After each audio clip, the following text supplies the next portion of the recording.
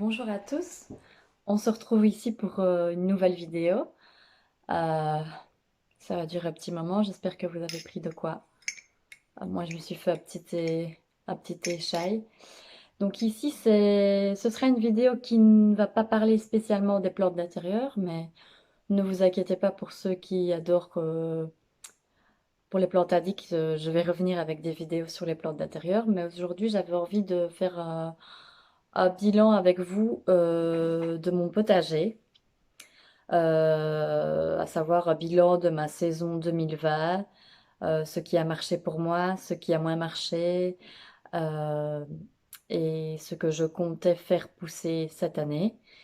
Donc moi j'ai un grand potager d'à peu près 400 mètres carrés, avec dedans beaucoup d'arbres fruitiers également, une grande serre froide non chauffée, un poulailler, tout un petit écosystème avec une mare, etc. Et tout autour, il est bordé d'une forêt fruitière. J'ai fait une vidéo justement de mon potager ici au mois de janvier. Et je referai des vidéos évidemment au printemps et en été quand il sera bien plus beau et qu'il y aura plus de choses intéressantes à voir. Donc moi, je cultive tous mes fleurs et tous mes légumes en partant de la graine. Et j'utilise des graines principalement de chez Semaille. J'en ai quelques-unes aussi de chez Cocopelli et deux, trois sachets comme ça de la ferme Sainte-Marthe, mais c'est principalement de chez Semaille. Ce n'est pas une vidéo sponsorisée Semaille, mais voilà, j'en ai beaucoup. Donc Semaille, pour ceux qui ne connaissent pas, ce sont des...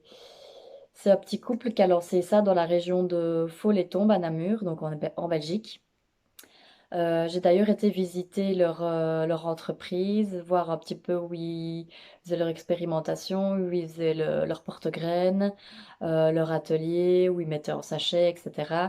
Et ce sont vraiment des gens hyper passionnés et c'était très sympa de les entendre parler de leur parcours, de leur passion, etc. Ils font ça depuis 20 ans et franchement chouette. C'est des graines bio, assez abordables.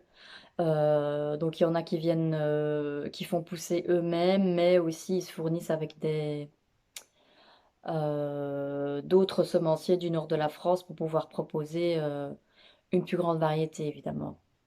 Donc voilà, excusez-moi pour la luminosité qui change, mais aujourd'hui il neige, je suis devant ma baie vitrée et il n'y a pas beaucoup de lumière, donc j'essaye de me mettre un petit peu où on pourrait me voir le mieux, mais bon voilà. Donc je vais commencer tout de suite.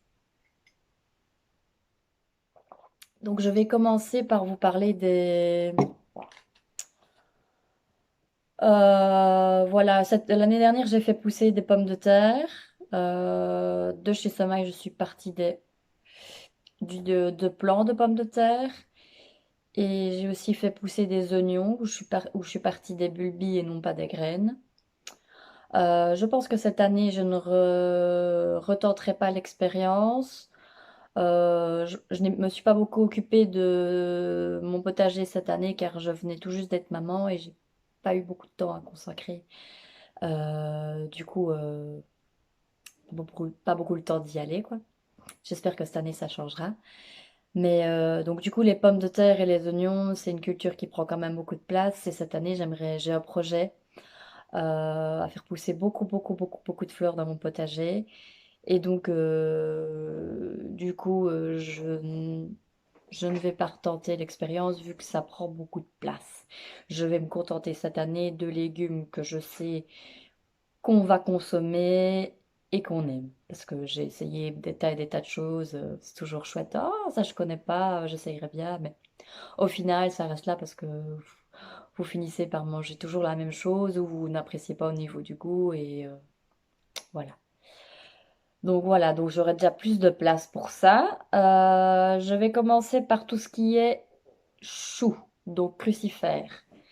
Alors, l'année dernière, j'avais fait pousser du pak choi tatsoi. Ça, c'est très chouette. Je fais pousser ça en automne. Je mets ça dans des wok pour des plats à saveur chinoise. C'est très bon, ça pousse très vite. Donc oui, je pense que je vais continuer l'année prochaine. Il y a aussi le chou cabu rouge amarante. Ça, par contre, je pense pas que je vais réitérer l'expérience parce que déjà, on en mange peu. Les choux cabu, c'est quelque chose qui prend de la place. Et c'est la deuxième année que j'en fais pousser et je n'arrive malheureusement pas à avoir des pommes assez grosses. Ils restent petits, donc non. Puis j'ai le chou-fleur tardif d'Angers, j'en ai fait pousser pendant 2 ans. Donc c'est un chou-fleur tardif donc, qui se sème à la fin de l'été.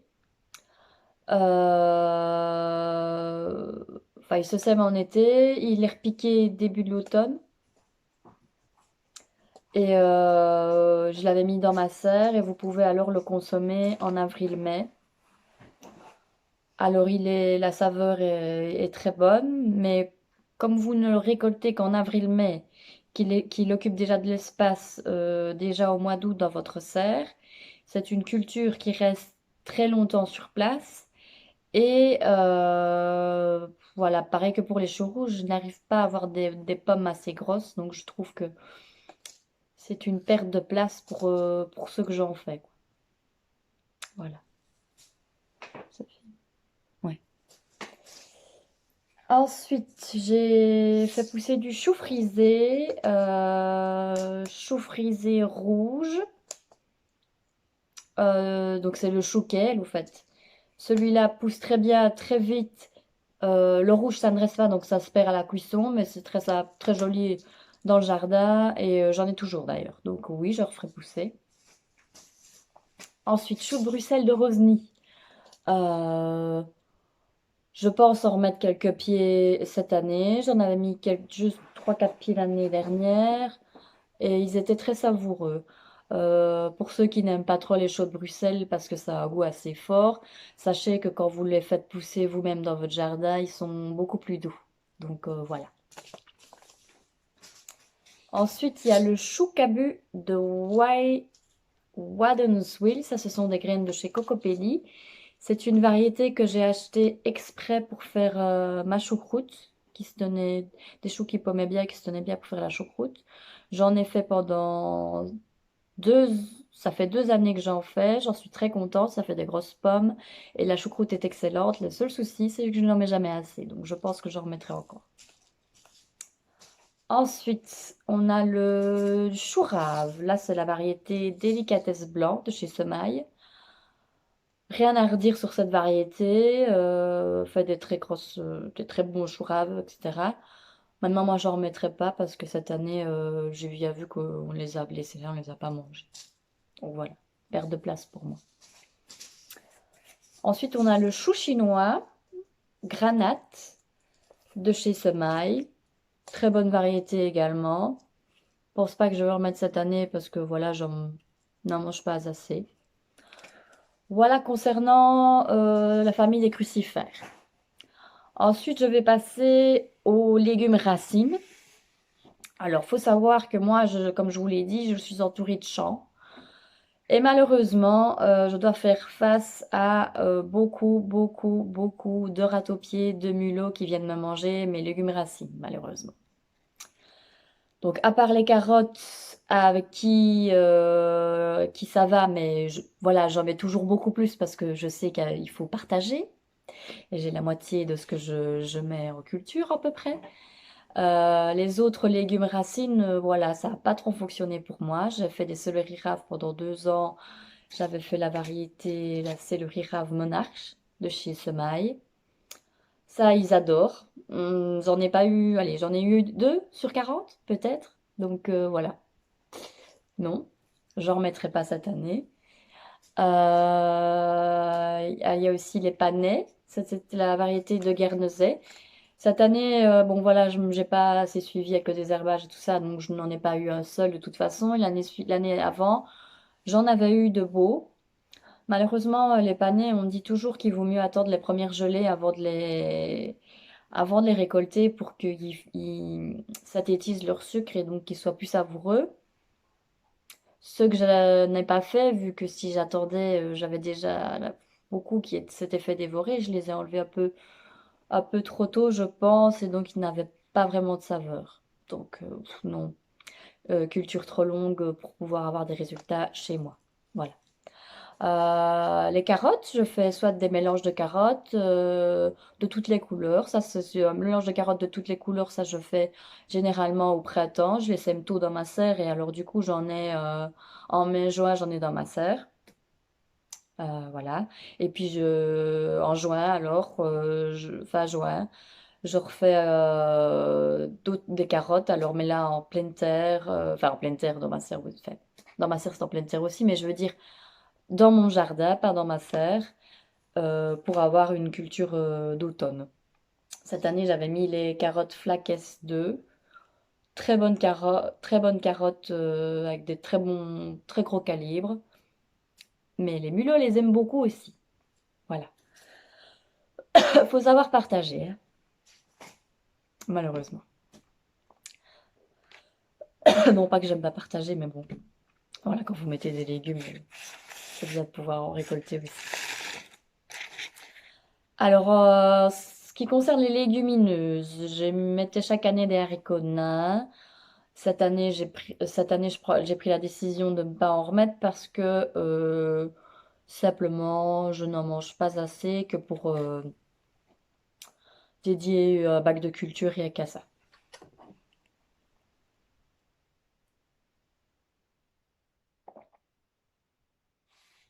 Voilà, c'est les petits thés les petits chai de chez Yogiti que je suis en train de boire. Ils sont très bons. J'aime bien les thés assez épicés. Alors, par contre, je mais beaucoup de petits pois ou de pois gourmands. Là, j'avais la variété de chez Cocopelli. Donc, c'était les pois anécocénains Merveille de Kelvedon. Très bon. Ça fait des gousses avec des gros pois très serrés. J'ai pas de souci de parasites. Maintenant, moi, je les mets très tôt dans la saison. C'est-à-dire que je les fais démarrer dans ma remise, qui est une pièce froide, mais qui est bien exposée, bien éclairée. Je fais démarrer ça en début mars. Oui, début mars. Début mars, voire fin février. Et alors, fin mars, début avril, je les repique dans mon potager en pleine terre. Et alors, je peux les récolter fin mai, début juin. Voilà. Très bon. J'en mets jamais assez, c'est ça le problème. Mais sinon, ils sont vraiment excellents. Ensuite, j'avais mis aussi des pois gourmands nains Norly. Donc, c'est les pois mange-tout. Vous mangez la cosse, hein, vous les mangez jeunes, ils sont très bons. Vous pouvez faire ça en poêlé, en wok, dans des salades. Très sympa aussi, très productif. C'est une variété de chez Cocopelli.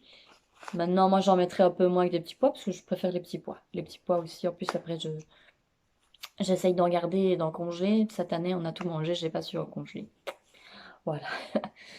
Donc, alors, en ce qui concerne les oignons, donc comme je vous ai dit, cette année, je ne partirai pas. Voilà, je vais pas tenter, je les achèterai en magasin, tant pis. Les seuls oignons que je mets et dont je suis contente, c'est les oignons Ishikura Long White. Donc, ce sont une variété d'oignons jeunes.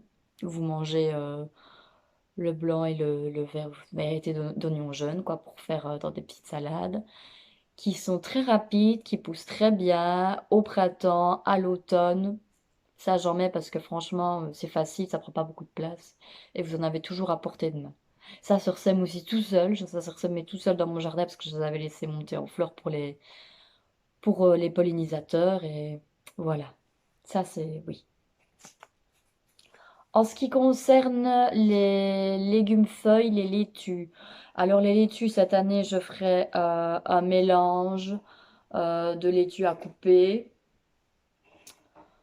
Je n'ai pas encore choisi la variété, mais voilà, moi, ce qu'il faut savoir que les laitues, c'est pas quelque chose qu'on mange beaucoup. On n'est pas très friand chez moi de laitue. Par contre, ce qu'on aime en hiver et en automne, c'est les frisés. Donc cette année, j'avais mis les chicorées frisées de Namur, que vous semez en été, vous repiquez au début de l'automne et vous pouvez les récolter d'octobre à jusqu'au gelé. Ça résiste aux premières gelées, enfin aux petites gelées, je vais dire. Vous pouvez aussi en mettre dans votre serre hein, si vous avez une serre froide. C'est une variété que j'avais mis cette année parce elle a un port très compact et elle blanchit toute seule parce que sinon les autres frisés vous devez les blanchir manuellement. Donc en retournant, en les mettant au noir, au fait, vous retournez un seau à water cuite dessus et vous laissez quelques jours jusqu'à ce qu'elle blanchisse bien. Sinon la salade reste très amère pour qu'elle soit douce, donc voilà. Mais ici, ça blanchissait tout seul. Malheureusement, cette année, j'ai vraiment été envahie de rats-aux-pieds et je les ai à peine goûtés. J'en avais mis une vingtaine et j'ai pu avoir que quelques feuilles. Je disais, tiens, c'est bizarre, elles poussent pas. Au fait, il n'y avait plus de racines, donc forcément, voilà, pas de chance pour moi. Mais je vais réessayer cette année. Ensuite, j'avais mis de la mâche, plutôt dans ma serre, ça, de la mâche verte à cœur plat et de la mâche bigarrée de oui. Alors, très bonne variété qui pousse bien. Maintenant, je ne remettrai pas, je mange pas assez, simplement. Ce que je mets aussi chaque année, à l'automne ou au printemps, les épinards. Ici, c'est une variété d'épinards hâtifs à grandes feuilles. Ce que je fais, c'est que je suis le conseil de Charles Landwing. Si vous ne le connaissez pas, c'est un Anglais euh, qui fait des vidéos YouTube, qui a un compte Instagram et qui est de très bons conseils. Je pense qu'il a fait des livres aussi en anglais, donc un maraîcher vraiment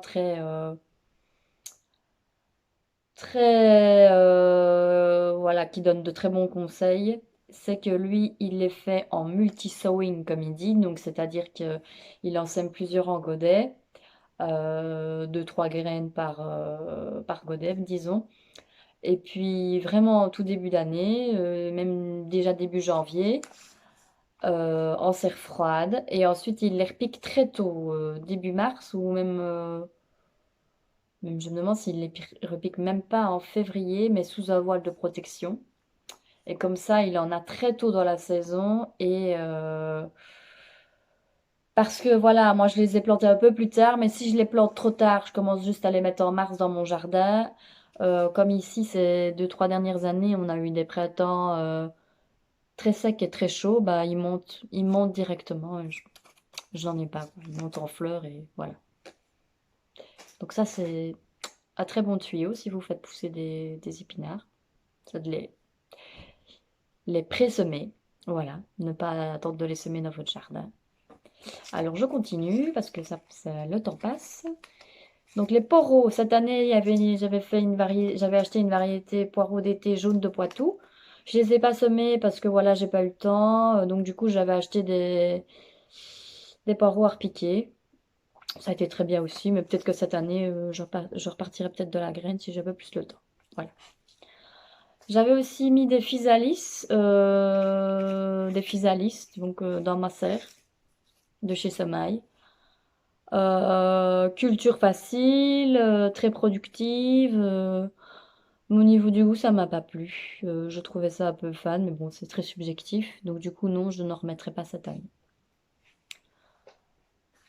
Concernant les tomates, voilà, j'ai essayé beaucoup de variétés. J'ai essayé Green Zebra, les tomates rouges Triomphe de Liège de chez Semaille, beaucoup de variétés de tomates cerises, des tomates oranges Caro Rich de chez Cocopelli.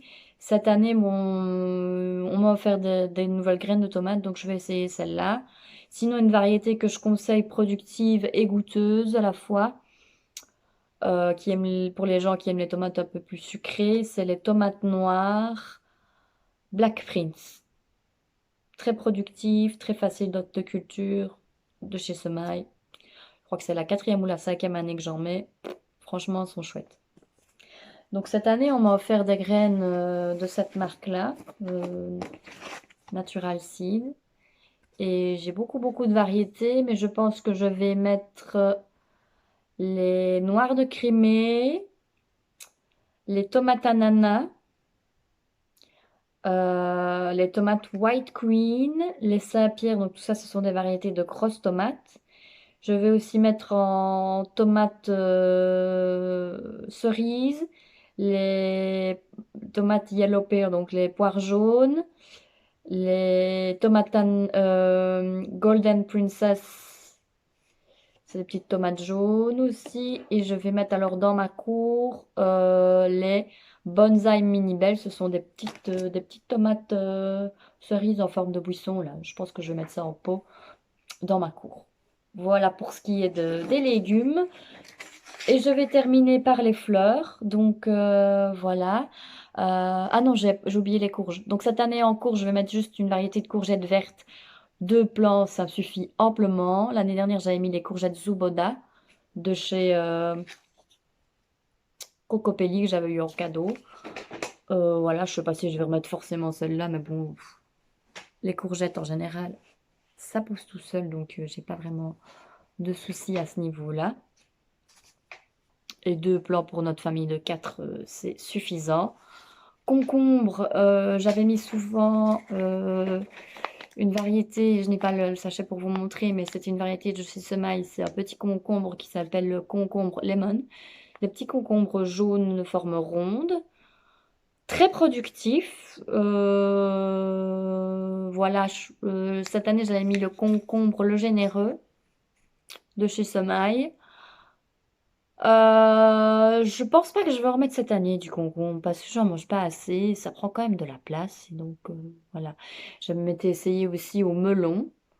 Ça fait 3 ans que j'essaye les melons. Soit ils restent tout petits, soit ils sont très beaux, mais malheureusement ils se font grignoter.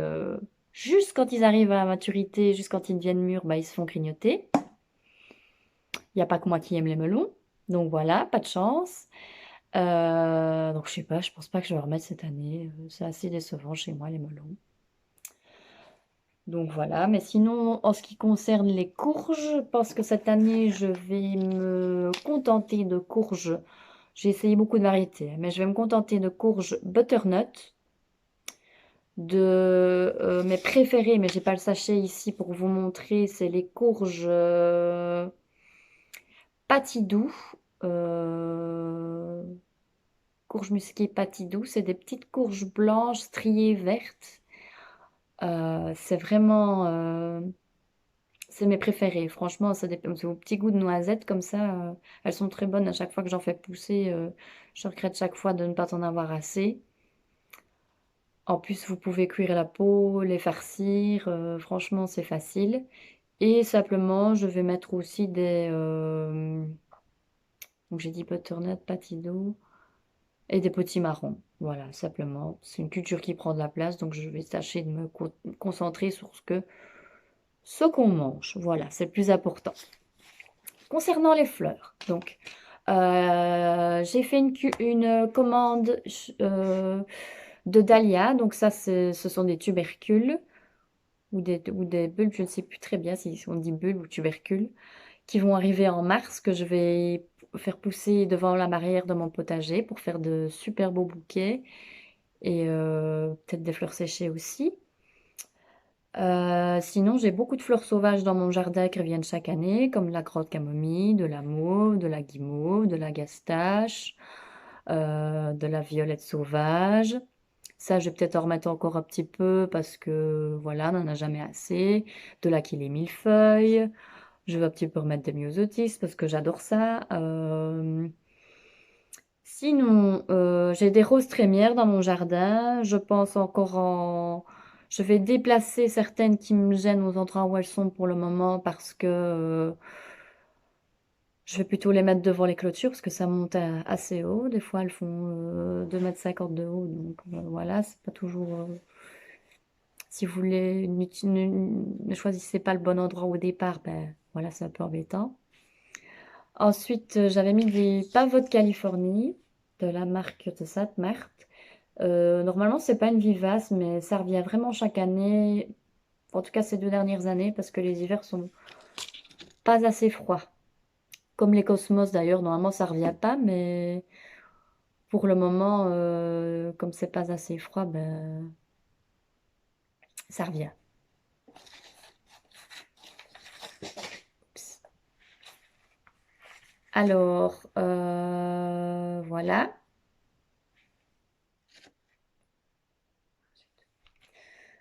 Donc, je vais remettre d'autres roses trémières.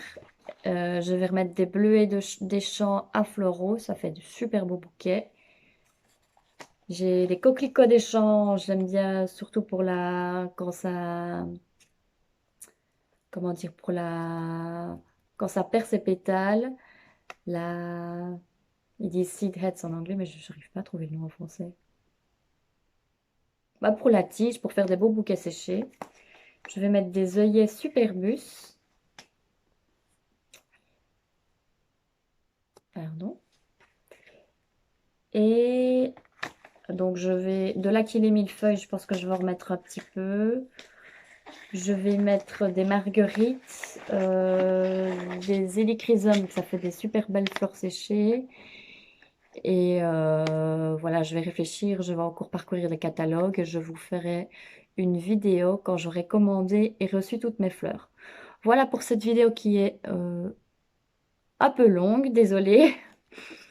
Voilà, on se retrouve pour une nouvelle vidéo bientôt sur les plantes d'intérieur.